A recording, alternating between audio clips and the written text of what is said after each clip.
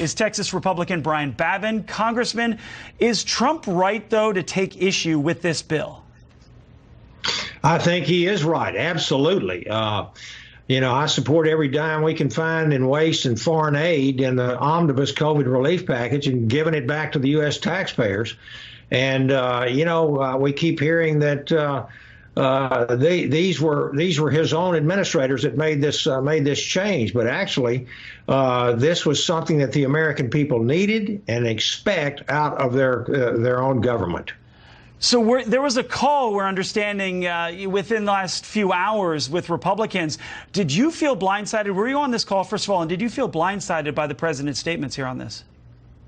Well, no, I really didn't, because I was with the president about 2 days ago in the White House talking about the election process, and he had mentioned it as well to some of us who were there. So I kind of knew that this was getting ready to happen.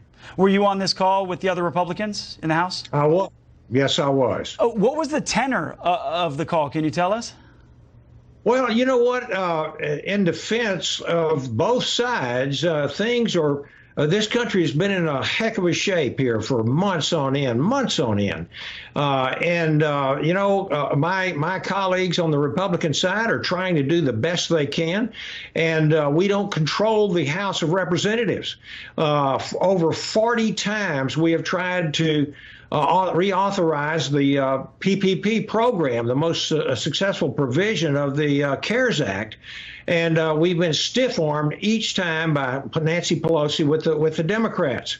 And even though there were millions and millions of dollars still sitting there, we just wouldn't even need to have appropriated any more money, but we couldn't get them to do it. So they've lumped all this together in a multi-trillion-dollar package. And it's real hard for the American people to understand even how this thing operates. And so in defense of the Republican conference, the folks out there that are so upset, we actually did not have anything to do with this except to try to get the people the provisions and the aid that they need.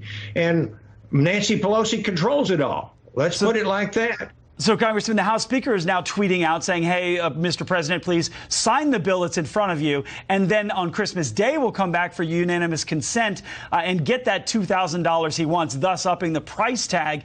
Number one, do you believe her that she will actually do that if he signs the bill? And number two, that's going to be tough to get that through the Senate, where a number of Republican senators don't want that package to add more to the debt.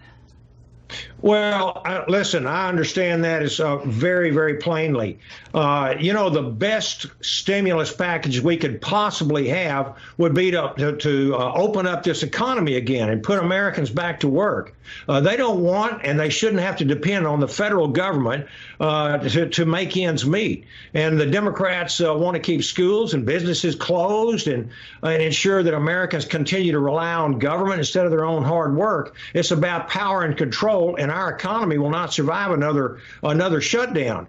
So instead of seeing monies go to Pakistan and Sudan, gender studies and these types of things, if you're going to give some money, let's give it to the American people. And that's what I say. And I think that's exactly what the president is meaning when he says he may veto this thing because of that. Yeah, and just to your point, let's look at some of the things that are actually in this massive bill on both sides here. You're looking at $26 million, or you're looking here first at $600 in stimulus checks. You have $300 billion to help small businesses. It extends unemployment benefits. There's no blank check for state and local governments, but there's also no liability shield for those businesses. On the other side of that, what you were talking about, there's $26 million for the Kennedy Center, which has been closed through all this. $10 million for gender programs in Pakistan, $193 million in federal aid for workers to buy new cars overseas, $1.5 million for the Appropriation Committee's Office of Diversity and Inclusion. The bill mandates hiring new measures to ensure diversity in the Intel community. And, you could just go on and on related to what's in there. Does it anger you a little bit that some of this stuff has been packed in and it's so close to Christmas break trying to force this through?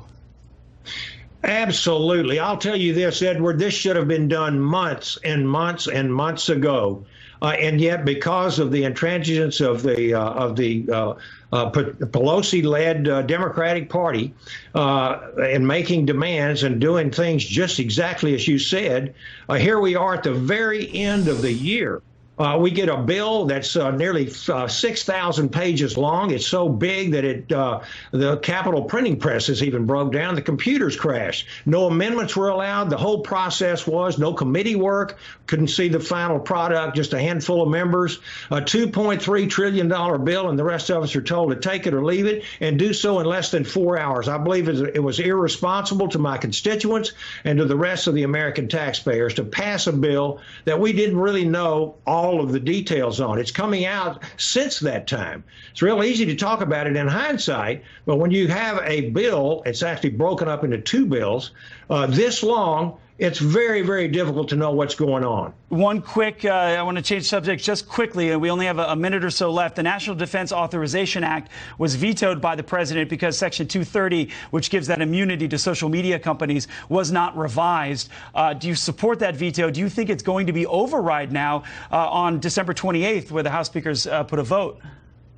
Well, I'll just say this: I voted against it to begin with, and I'm supporting President Trump. I think right now, from what we've seen over the last, especially the last year, and even several years, we've seen the big tech has been censoring us, and I think we've got to repeal Section 230 of the Communications Decency Act. And I think President Trump made it very clear from the start what he wanted to see included in the NDAA, and the Democrats refused to act.